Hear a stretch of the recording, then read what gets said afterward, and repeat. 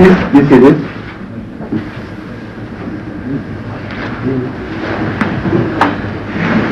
Assalamu alaikum and good morning to you all. So today we have teachers from Reading Park. Too comfortable, please. Would you bring the ordinary chair?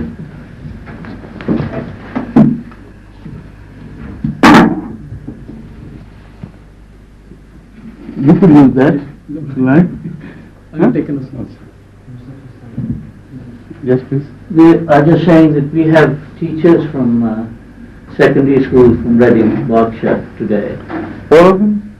All of them are teachers, and no. No. Sorry. Retired English gentleman.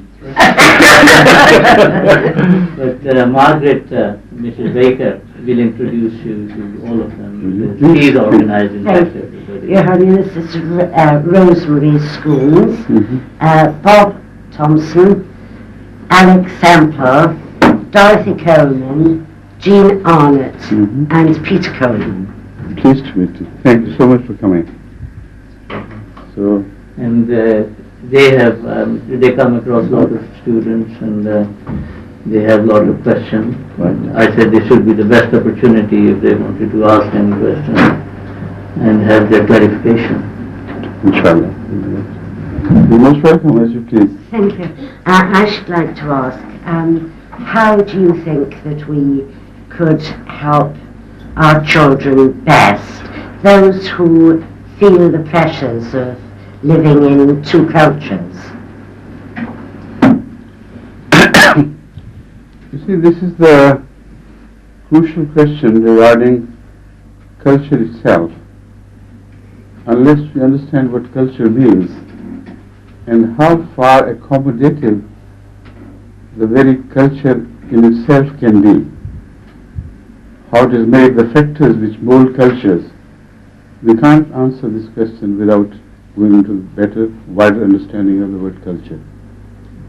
Culture is gradually molded out of many available factors, and it's an ongoing process which could be referred to as a sort of evolutionary process in which coercions do not play a role.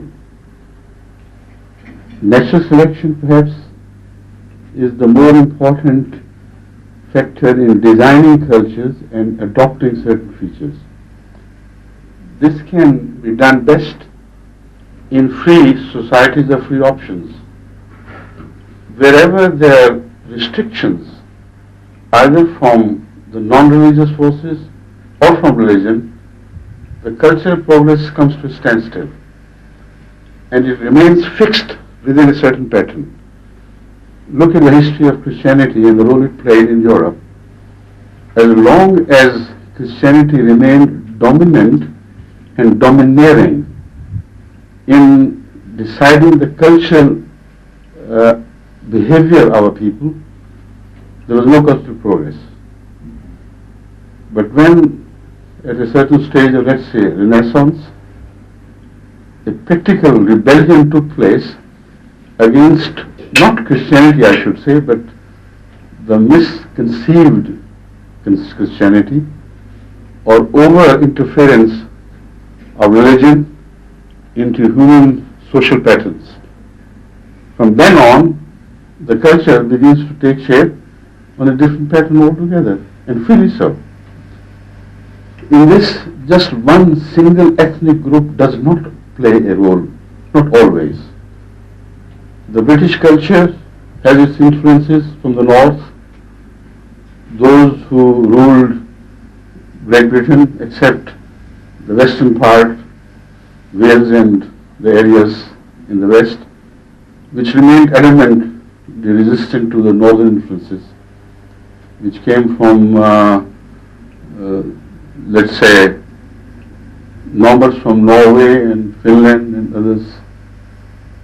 So the point is, they left an indelible mark on the British culture, and so also parts of Christian conduct left a portion of its cultural preferences and behaviors. And when the British came into contact with the rest of the world, that contact also brought about changes in their cultural behavior. Now, although they were there as colonials in most of the parts of the world, they were more selective and less given up to accepting changes. But in the role of the absolute rulers, still they were influenced by certain behaviors. And they brought gradually those elements of so-called foreign cultures into the behavioral pattern of the British people. Now, this is how I understand culture. If at any stage of history the British shut the doors to all foreign influences of culture, that would not be to their advantage or to the advantage of free advancement of society at all. In some cases, you have been accepting them. In some others, you have been rejecting them. In some cases, where the differences lie within the four walls of Europe, you know the differences, yet somehow you shut your eyes to them. Their cultural behavior is different from yours or from the people of the Northern Europe or the people from the Southern Europe. Italian culture has its distinct flavor and behavior.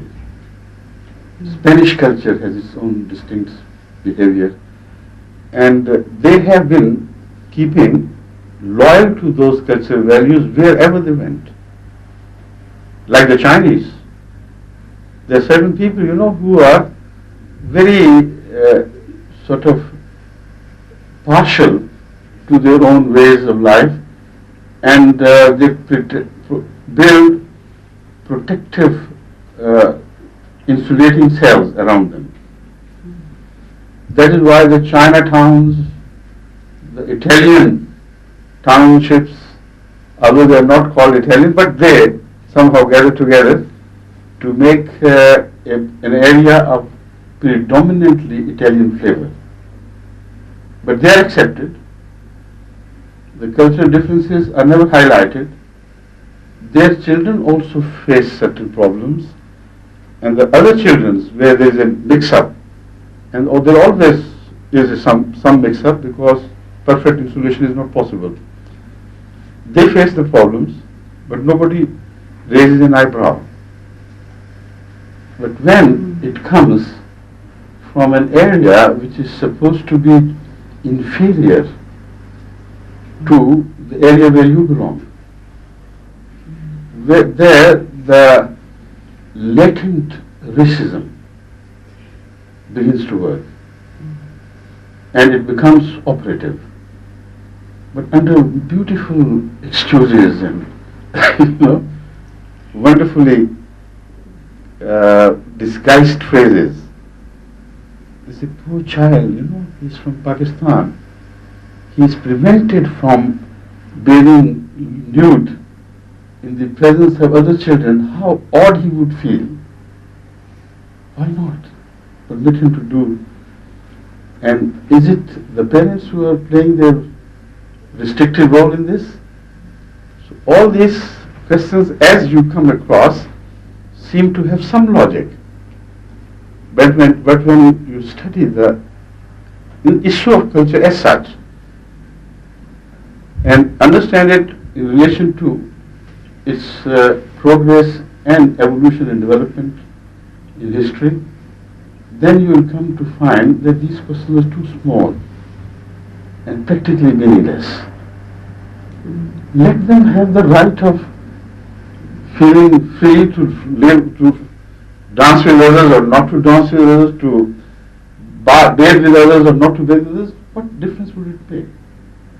It doesn't hurt or should not hurt anyone else who does not agree with this mode of life, except again there is a latent hint of racism, a sort of sense of superiority.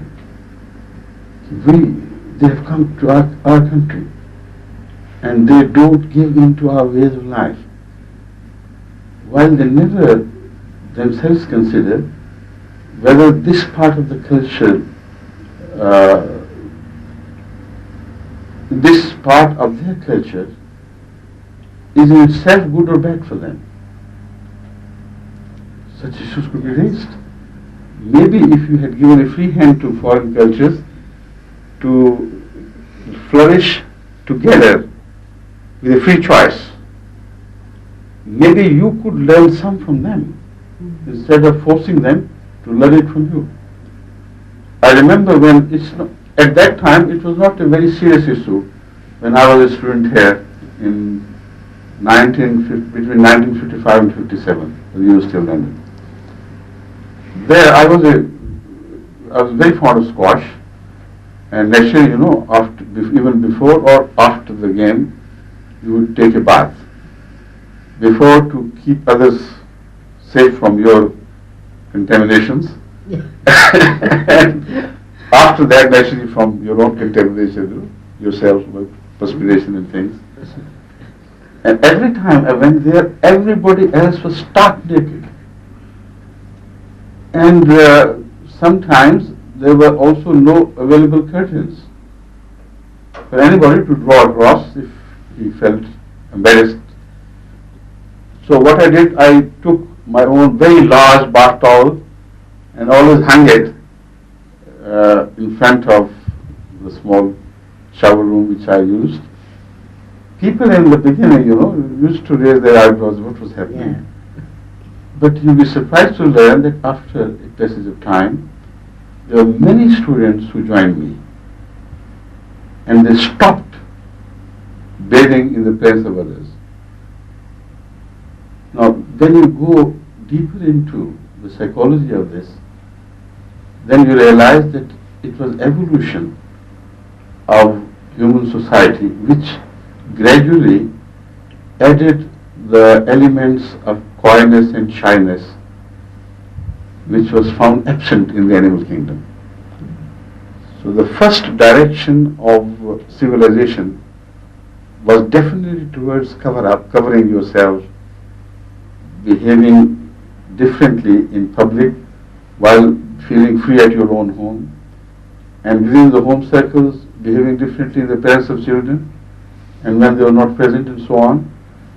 So we learned these values after the evolution of civilization of thousands of years or even more.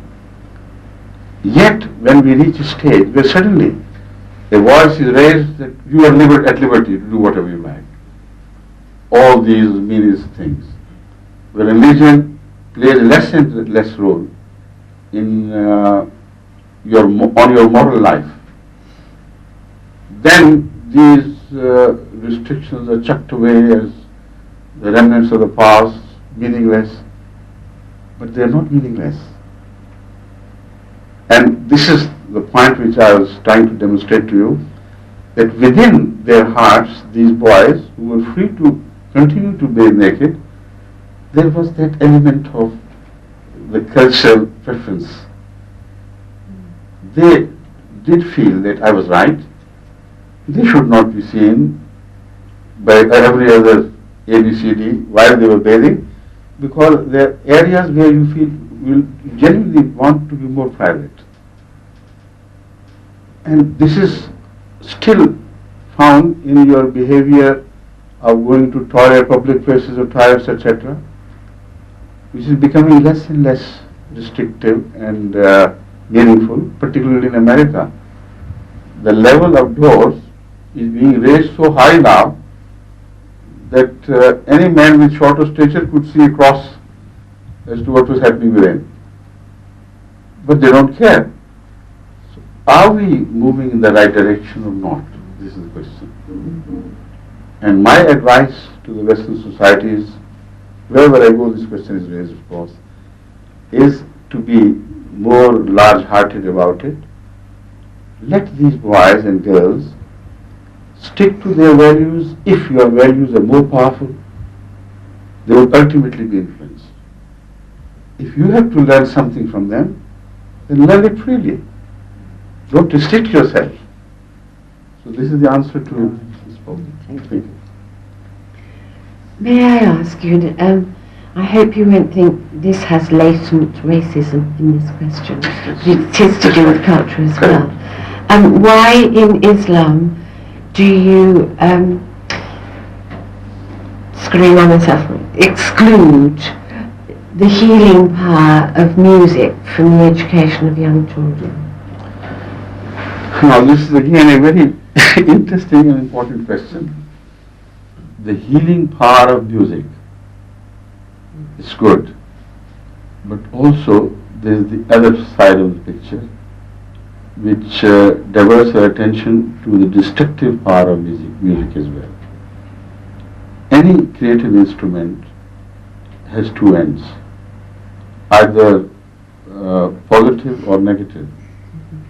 The use of it or the trend in the usage of such things decides the issue whether the ultimate product is positive or negative.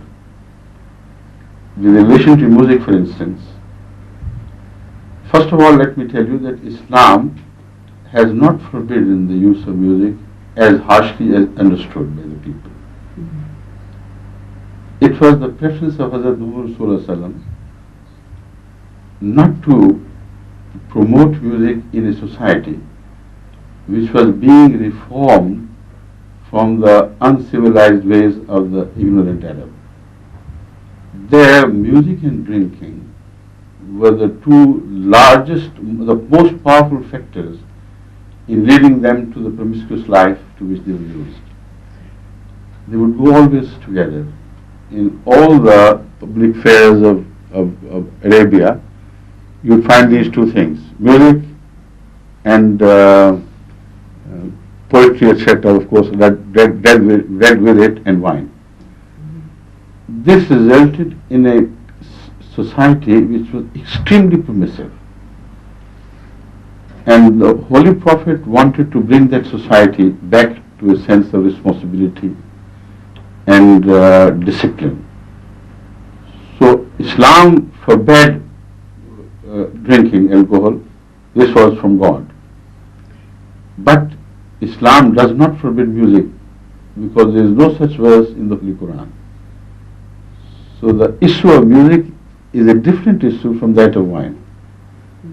There we are told by the traditionalists that at some times he heard the sound of lute being played somewhere, and he turned away and shut his ears to that. While he himself heard a sort of music, permitted a sort of music to be played in his presence when he was entering Medina. And the musical instruments found in those days included duff, as it was called, like something of a pot covered only on one side with skin. So it is one-sided this drum, which was not, and that's why I didn't use the word drum. The drum has both sides covered with skin, but this is only like earthenware for keeping water. You bind it tightly with a tightly stretched skin and play your fingers at it, and this produces that sort of music.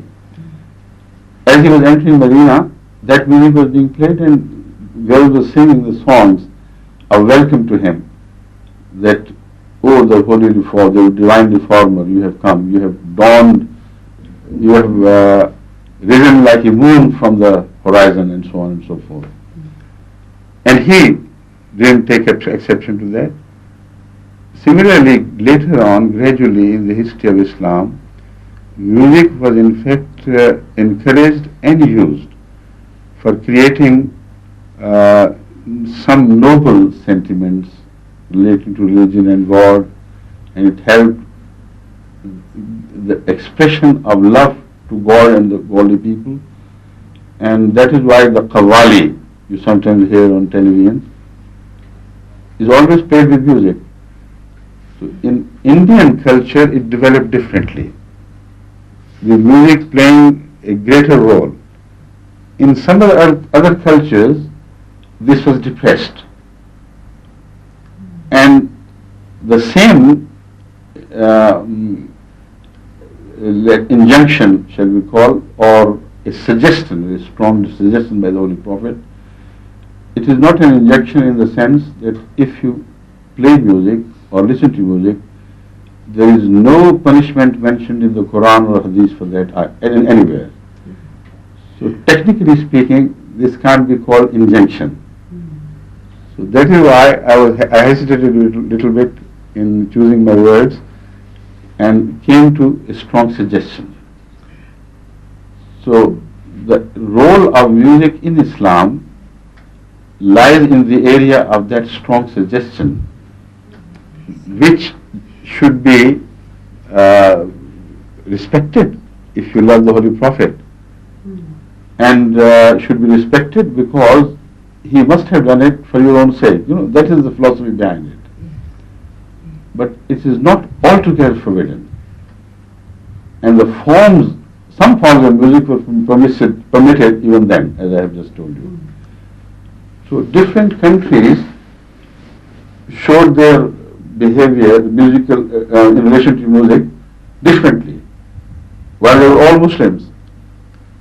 In India, the Indian culture played its role because their music and religion went hand in hand. They were inseparable.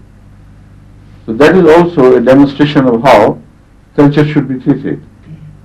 It should be given a freer hand. So here too, all Ahmadi boys and girls I know, they are fond of music, they listen to music, and no punitive measures are ever taken against them. But we also give them strong advice occasionally of not losing themselves to the latest trends in music, because they are becoming less ennobling and more exciting. That is another part which we must bring into the focus of our attention before deciding. You see, there was a time in European history where music played almost entirely an ennobling role. What is music? Music is an attempt to provide the rhythm existing within you from the outside, so that whatever lies within you of the rhythmic things created by God, they find a counterpart in the outside. And the best musician is that which brings forth a music which perfectly tallies with the music within. When this is achieved, a masterpiece is created. And it was that which was always kept in the focus of attention in the development of music in Europe. All the great masterpieces are those, when you listen to them, and I have listened to that myself once in the great Royal Albert Music Hall when I was a student here, just to find out what music was. And as I said, in those days music had less negative influences than it has today. I felt sometimes being transported into an ecstatic world. I didn't understand a word of music, but something within me was brought forth, and I felt in harmony with the things outside. And that is exactly the natural search of all human beings, and that is where the true pleasure lies in. There is excitement, which is only an outside factor, which excites something within only to create a sense of forgetfulness of the immediate surrounding, and to lose yourself under the misconception that you are enjoying a pleasure. This is not what Islam promotes. What Islam promotes is the true pleasure. And the true pleasure in this according to this definition, can be found in all human pursuits, in fact. When you go for a companion, a man for a woman for a man, unless there is a perfect match between the inner desires and requirements and visions and dreams of a person with another person, the marriage cannot be considered to be the most ideal. It would always have areas of friction left. And that is where a jarring note in terms of music, comes in and renders the masterpiece no longer a masterpiece, A jarring note, discord here and there appears. So the perfect player is in perfect content, which comes from absolute harmony between what you desire, and many a time you don't know what you desire, and what you find. And when you find something meeting with the harmonious requirements of things within you, then that is heaven created on earth. So about the music, I feel personally we can't say the same freely as we could say about 100, 200 years ago. Now the trend is more in the direction of excitement, and particularly inciting within you not the best of you, but the cheapest of you. A mad rush for possession of pleasure, and regardless of whatever you pay as a cost, or regardless at what the society pays as a cost towards your pleasure. In this pop music, which is becoming more and more popular, and more teenagers are completely drowned in this, I find that danger. And that is why we strongly discourage MSc children to be given over to such type of music. It takes over. It leaves them incapable of deriving pleasure from the nearness of God anymore. Because in that nearness there is content. That nearness is only pleasurable when it matches with the nobility within you. But if you have acquired a bad taste, then no longer can you enjoy the nobler taste of nearness of God. So this is a religious requirement to be very cautious in what we advise our children to take as pleasures or instruments of pleasure, and reject as pleasures and instruments of pleasures. Thank you. Yes, please. I don't have any questions.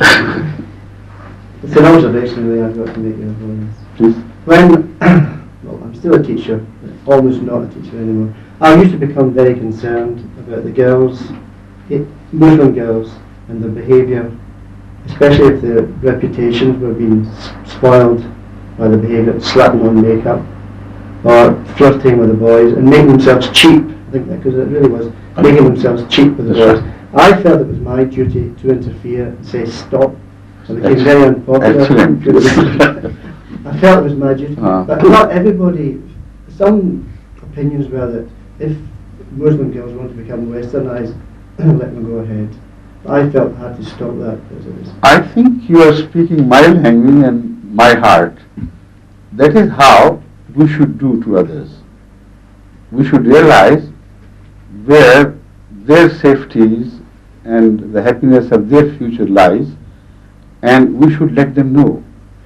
Even if your own concept of safety and the future happiness is different. This is the trust of a teacher. He must make the student realize that, look here, if really you belong to a different pattern of culture, and you will find yourself more and more at odds with that cultural background if you permit yourself to go head on into the Western attractive features of culture or behavior. And you will create problems. This is how the problems are created, in fact. Children are drawn away from their values into such values which have already damaged the life of your own homes, and have played a destructive role in in keeping the family intact and to support the family unit as such. So the destructive role separates them, disintegrates the families. Individualism begins to play a greater role in the family relationship. The boys no longer bow in respect to the wishes of their parents, and the girls as well. See, what do you mean? You are saying of the past, we know what's best for us. Now this lack of responsibility, I would call it, is destructive, wherever it is. So in the name of compromising one culture with another, if you promote Oriental children, whether they're Muslims or others, in shifting their platform, the problem they would face would be a twofold problem. First of all, they would lose their background and they would no longer be fit to be assimilated in their own society, where most often they'll have to spend their life. Secondly, they will not be accepted as equal partners by the West. They will remain dangling halfway between this and that. Whatever they do, they can dance themselves mad, even naked in streets, but they will remain different from the European society, because you know, deep inside they are different people and we are different. Like, was it Lord Macaulay who said, the East is East and the West is West, and never the twain shall meet. So there seems to be a separating line, which ultimately keeps them away from you. Look at the example of the immigrants from West Indies. They are Christians mostly. They are completely attuned to your culture in every behavior and things. Yet, despite they're having done everything to be like you, to look like you, to behave like you, they're still separate. And when you see the television programs as to their complaints at the hands of the white policeman and this and that, although nothing is admitted in so many words, but you can read through the lines that there has to be something present which is working in marring the relationship between the two entities, which remain as two entities. So all the best you can do is to advise these people as you have done. But look here, if you leave your own platform, you will not be provided one with bias. You remain hanging high and dry somewhere, and you will not be a part of anything anymore. So these are also the deeper concerns we have.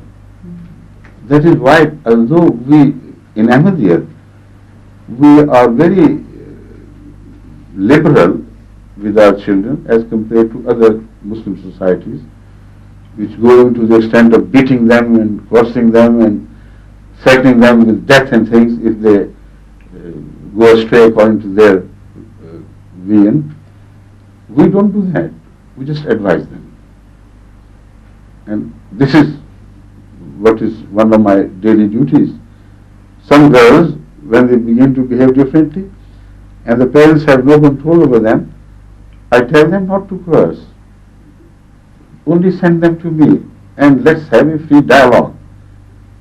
And you'll be surprised to see, except for one or two odd exceptions, they all understood fully.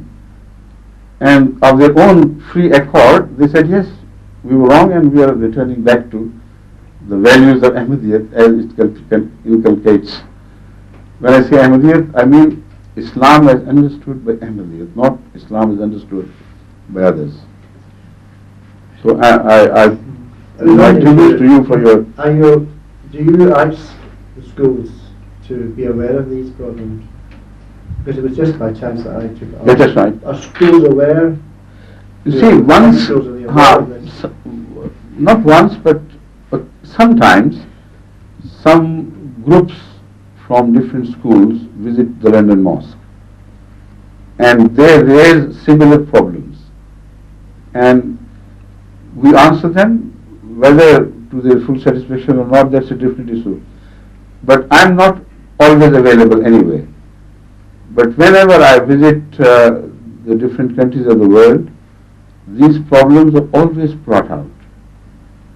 And during my discussions with the intellectuals from different countries, hardly I can find any question or session where this problem was not presented to me. And the whole question answer session is internationally televised, so that the analysts all over know my attitude and stance to these problems, and during their discussions with the respective schools where their children are studying, they must, I'm sure, would be conveying the same to them, and so they are becoming more and more understanding. In the beginning, their attitude was very stiff, because particularly after the collapse of Berlin Wall, things are changing, which I had already, the idea that they would move in this direction. Things are moving in a direction where the old extinct snobbishness of European races would rehabilitate itself, and if not obviously and evidently, gradually and slowly, it will take its root once again, because it has not been exterminated. The seeds are still there. So, a very important struggle should be launched of free dialogue and education on such issues, whereby, with the changes in the politics of the world, we don't fall apart from each other. We move towards better understanding and closer understanding and largeness of heart, to live with another point of view in harmony and peace. This is what is needed very much, and it is here that the school teachers can play a vital role. Once an inspector of schools who controlled the Bedford area schools came to meet me to have interview from me on some issues. This was not one of them anyway. But he was appointed by the government to present the viewpoint of different religions to the children in a manner that they understand without prejudices what a religion or a sect in a religion stands for. So it was with that end in mind that he chose me out of the 4 representatives of Islam. I don't know why he did it, because we are a small minority. And it was my interview which he played up so pronouncedly that he returned again to me to prepare a video. And he said, I'm going to show it to all the teachers' training institutions, that they should know that this also is a view of Islam, and the genuine true Islam lies here, not in the extremists' concept of Islam, etc. So this free dialogue must be promoted, I agree with you, and the religious teachings in every school and institution should also be brought into the focus of attention. Fortunately, once Kenneth Clark, who was then the Minister of Education, accepted my invitation to dine with me. And this was the main purpose why I wanted to meet him. Because in those days, the issue of religious teachings in the schools and otherwise secular institutions was discussed with some heat. So I wanted to meet him, and so that he may not make a faux pas from which it would be impossible to withdraw later on. And he was a very understanding person, as you realize. Even if he elected as a Prime Minister instead of Mr. Major, I shouldn't have any, any heartburns at that. I think he's a gentleman, a capable person who listens to the opposite's view and considers with a detached attitude, not a prejudiced attitude. It was our first meeting, and also I found him to be a typical Englishman, a conservative band, not like Paddy Ashdown, for instance, he would come down to the ordinary level of different people and pose as if he belonged everywhere. But he retained his, his arbiter attitude, but he was responsive, definitely. So in the end, he agreed with everything. The sum total of my advice was that the government should not promote religious teachings in any institution which belongs to the doctrinal issue of religious differences. If you highlight the religious teaching on the aspect of doctrines, then you are in for a big trouble.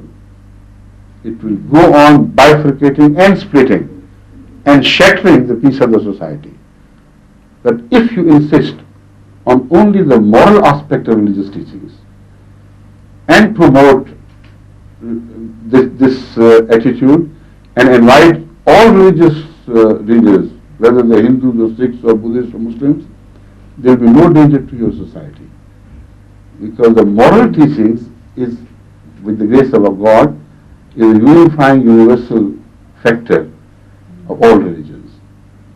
No religion will teach you to steal. No religion will teach you to lie, to play hypocrite and so on.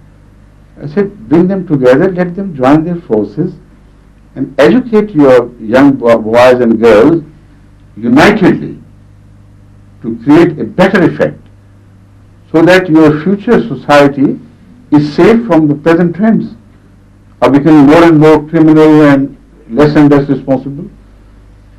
So I had the impression that in the end he agreed wholeheartedly. At least he did not take the measure which was about to be taken by the government of permitting Christian, Hindu, Muslim educations in the daily curriculums.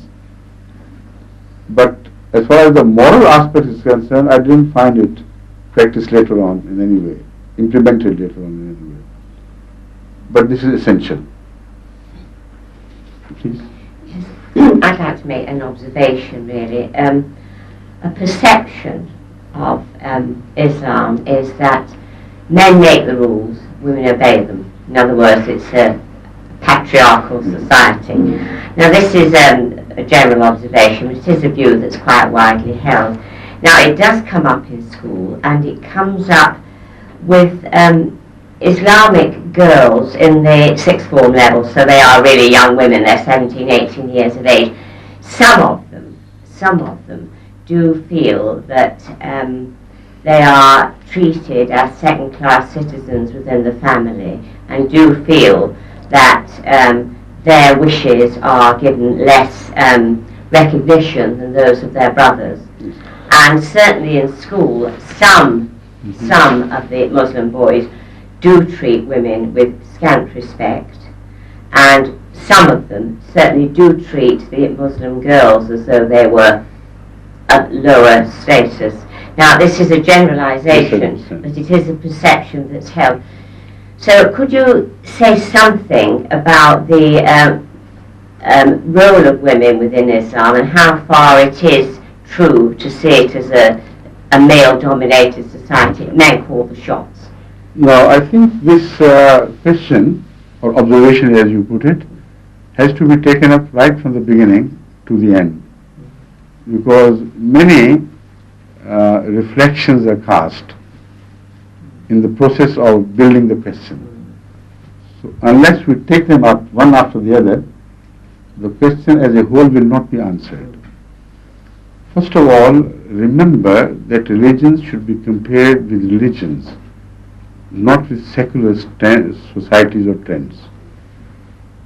So to establish this point that Islam has a more empirical role attributed to men in relation to women, one has to compare all the major religions of the world and there find whether Islam stands at a more rigid attitude at that end of the spectrum where the attitude is stiffening and it becomes more rigid.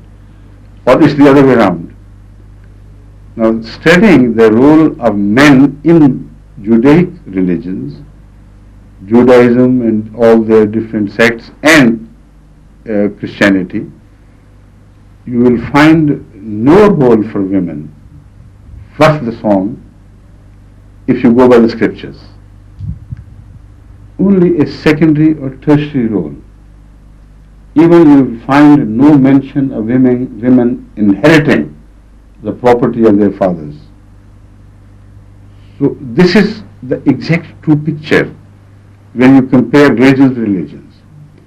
When you compare to Islam to the other Far East or Eastern religions such as Hinduism, you'll be surprised to find the difference between the Islamic attitude towards women and the Hindu attitude towards women.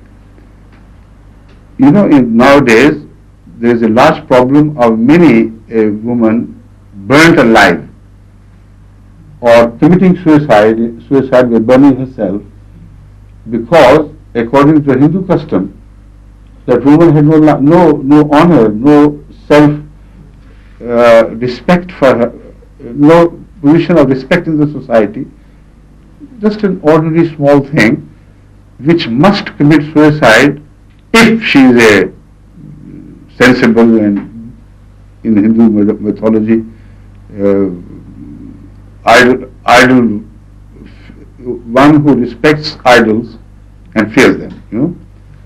He should commit suicide after the death of her husband by burning alive. So many widow of great renowned Rajas and Maharajas in India did that exactly. They all committed suicide. Because life after the death of a husband anyway is such drudgery and so unattractive that I think it would be better for such women to commit suicide rather than to suffer through the life after the death of their husband. So there Islam should be compared with another religion in relation to women. So what you see today as Islamic behavior, that's another aspect which has to be closely examined. Can you call the behavior of an Arab to women as Islamic behavior, while the behavior of an Iranian would be different, while the behavior of Indonesian would be different, while the behavior of Pakistanis would be different, and the behavior would differ from Pakistani to Pakistani. I'm coming to that salient because that is where I can examine things directly with reference to my own personal experience. There are so many families in Pakistan which belong to the higher, economic stages of, economically which are well off, I should say. So those belonging to that tier of economic advantage are also becoming more free in their attitude to women and women's attitude to men. And everything is gone into melting pot as far as the religious background is concerned, and it is now tolerated as acceptable by even those who pose to be very religious. But in the low strata, a different behavior is found, where men sometimes are more despotic and require strict obedience from women. But this is petering out with the passage of time. It is no longer a growing trend. Even at the lowest strata of life in Pakistan, more freedom is achieved by women because there is no Islamic injuncture regarding this preferential treatment of men over women. No Islamic injunction. So that is why I'm drawing your attention to this. It's a phase of history which is unfolding itself in different circumstances differently. In Arabia, it is being unfolded differently. In southern parts of Africa, it's unfolded differently. Go to the north and look at the behavior of the Muslim lord towards his wives, and go then to Sierra Leone and Ghana and other west coastal African countries, and the behavior is completely different, where the women seem to acquire a dominant role. Practically, they have become the heads of families. You see, the inheritance as practiced there would have the orphans of, if somebody dies, not inherit the property of their fathers. Only the sister's sons would inherit the property of a man who dies. So they wait for their uncles to die rather than their fathers to die to inherit some property. And this has given the advantage to women because they play a pivotal role. And economically also they command a position of higher advantage because mostly it is women who earn rather than men. They are more expert traders. In every sphere of life, these women have that advantage. Yet in certain treatments, of course, because of the pagan traditions, women are treated very unjustly and rather cruelly sometimes.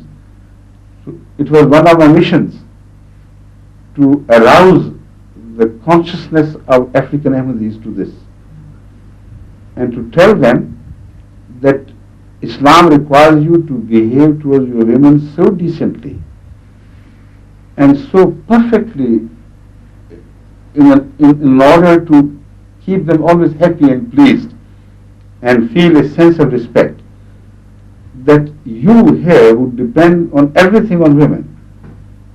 If you misbehave to them, then your case would be of a multiple crime. Owing so much to women who also bear children for you, and they carry one at the back, one in the front, one walking side by side, and plowing the earth. Men sit, quietly and smoke and watch. It is women who plow the earth, who sow the crop and reap the crop and carry the heavy bags back home, and they sift them from the seeds from what was called chaff. All work is done by women. I said, and yet you have chosen to be disrespectful to women and treat them as secondary, tertiary things. This is what Islam won't tolerate. So Muslim society, which falls under our control, is being uniformly reformed in the light of not what they inherited as their social behavior from their parents, but in the life of what the Quran and the social conduct of Hazrat Muhammad Rasulullah, the Prophet of Islam, would dictate. And there you find women in a position of such respect and such kind treatment as seldom you can find the equal of that in the history. Prior to Islam, women were things like properties, like cattle. They were distributed in the, in the inheritance. They were a legacy, inherited by their own children if the husband died. So it was a strange thing. Even the stepmothers, when they went into the lot of some other children, were married by the children because they were treated as just slave girls and property. This is what was completely transformed by Islam. Honor was rehabilitated. An attitude of respect was rehabilitated. So much so that it is only in Islam you find the teaching that the heaven lies under the feet of your mothers. If women are provided such position of respect, that any believer who wants to go to heaven must find heaven from under the feet of the mother. Imagine what would be his attitude to his mother. But this is not one mother alone or a generation of mothers. All girls ultimately become mothers. As far as the differences in the daily life are concerned, we must learn Islam not from the mullahs of today or from Arabia or from Pakistan. We must learn Islam from the conduct of Hazrat Muhammad Rasulullah, the Prophet of Islam himself. He never raised a little finger against any of his wives, even though sometimes they gave an occasion for grave annoyance to him. He always spoke kindly and courteously. He never demanded his own personal service from any of his wives. He could sew his own clothes and did. He could cook his own food and did when needed. He served and helped women, his own wives, carrying on the daily chores of life. So much so that all the women, all the wives of the Prophet report exactly the same. His behavior was not preferential in the sense of what the wife he liked most was treated more kindly and the wife he liked less was treated less kindly. Not at all. You study the reports from all the wives he left and they are unanimous on this. His conduct towards them was unchangeable. And that is what the Muslims should follow as the pattern. Because once addressing them he said, you see, the best among you in the sight of Allah is the one who is the best to his own family. He it is who is the most God-fearing. And he said, I am the most God-fearing. Follow me. So this is his style and attitude towards women. The rest, as you have mentioned, because there is shortage of time now, I can't attend to the remaining parts of your question. But in the light of this, I hope many a misunderstanding would be removed. Thank you. Thank you. There's 1 minute left. That's why I had to cut short. Please. Could you conclude by saying what you would see as the essential elements of Islam that we should be promoting in schools? You see, first of all, honesty, truth, and integrity. Islam stresses truth, the role of truth in reforming society so much that according to Islam, it is not just the truth which is enough. It is the impression the truth creates. That also is important. Sometimes it is the whole truth, nothing but the truth, truth but nothing but the truth, that sort of thing.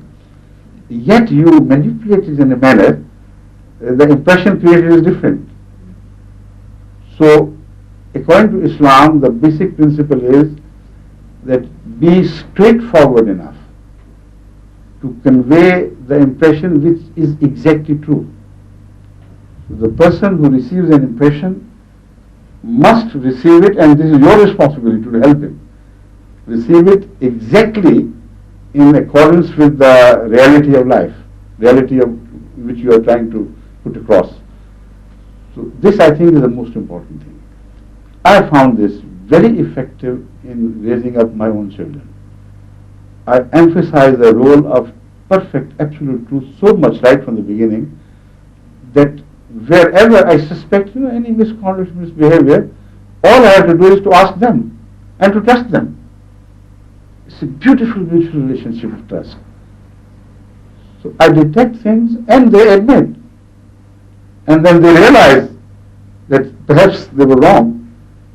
So this free dialogue between the one generation and the new generation can only be meaningful and trustworthy if you train your children to adhere to truth at every trial, at every cost, in every situation.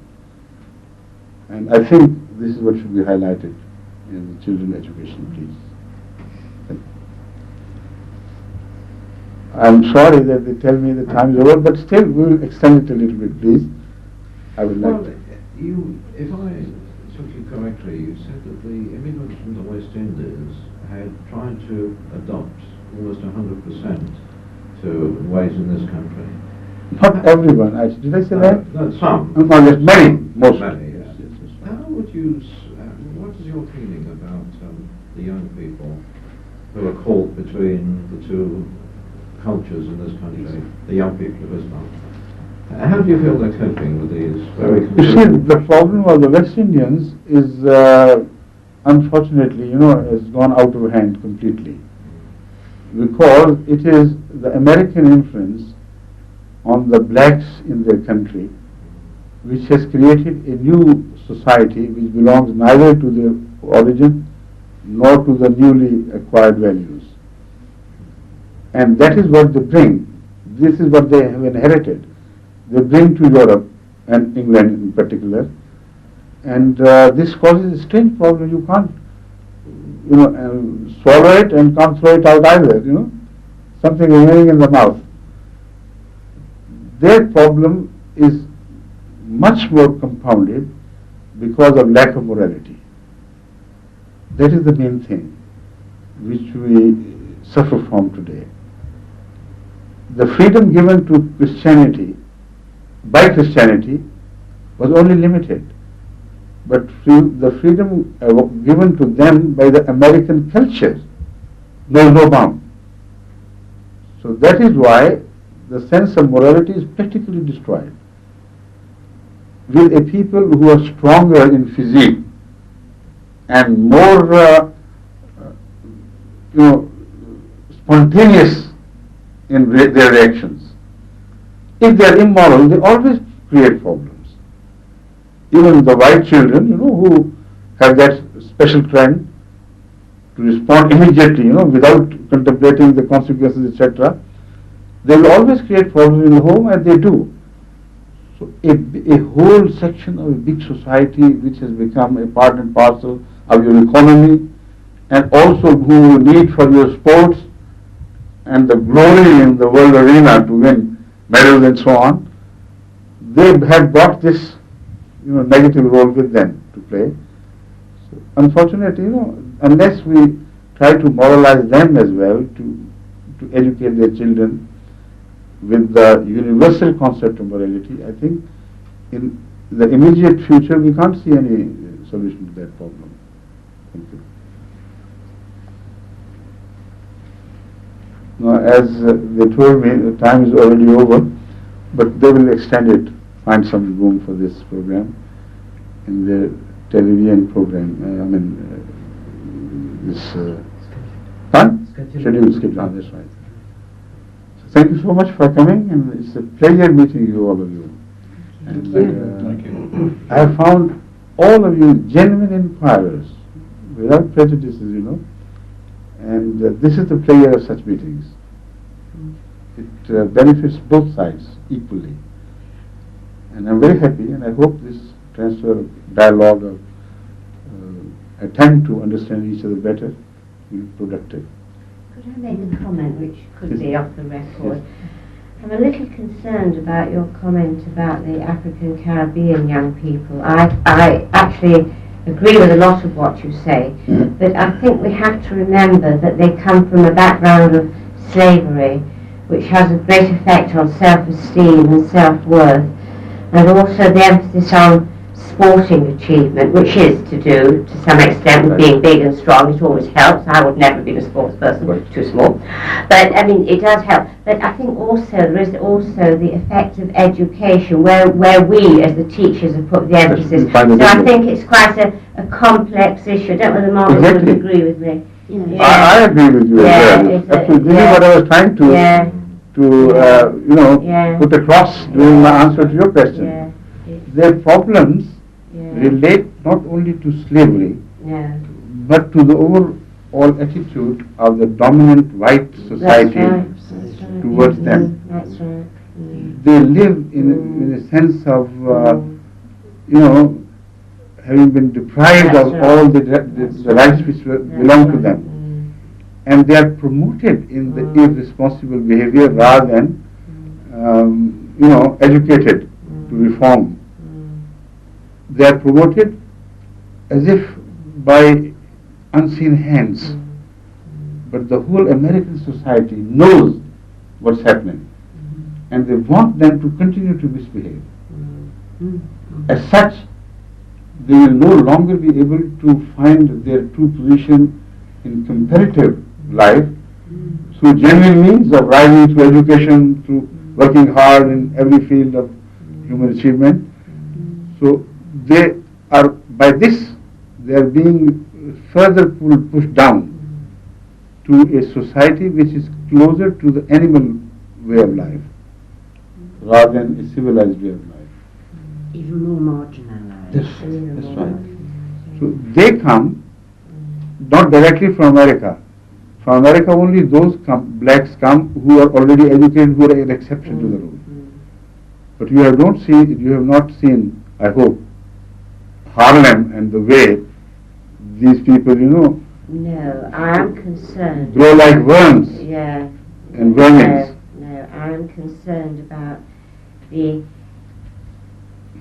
self-image that some African Caribbean young men have of themselves, which is, I think, quite harmful at times. Exactly. It does go back to this That's idea right. of no deep culture with which you can identify. It's identifying with this superficial That's right. picture that white society has given of it. Exactly. Hit a ball well, run hard, be a film star, That's right. you're great. That's right. This is exactly what Yeah. I agree with, and this is Yeah. what I've been trying to Yeah. push across.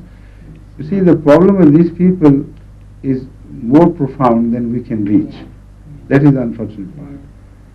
They're the product of a few hundred years of a conscious attempt to keep them below their par by the whole American society. And by way of specimens, just to show as showpieces, they highlight the importance of some blacks by making them generals and win the Kuwait-Iraq war and so on for America. But they're own pieces, showpieces. They have no real worth, no decisive powers within them. And the Hollywood also offers them some attractive positions or status in life, which is attractive more to the society than actually to the blacks themselves. And the fighters and all this, the boxers and things. But unfortunately, they should be attended with greater concern. Wherever I have been to America, both north and south, my message has always been this to them, that for God's sake, get rid of your inferiority complex. The greatest danger you face is from your own inner self. If you continue to live with that inferiority complex which you have inherited for the past many centuries, this inferiority complex will always be an ally of the oppressor, never your own ally. No people have I found emerged successfully from their struggle with this inner enemy of inferiority complex. And we have discussions, some with some leaders as well, and some understand. But unfortunately, this interference by the other world powers into the American situation, and the American quiet pleasure at seeing these people destroyed and divided in religion, in various irresponsible groups, and further damaging their image in America, are all complications which are very unfortunate. Thank you. Thank you very much. See you again. See you.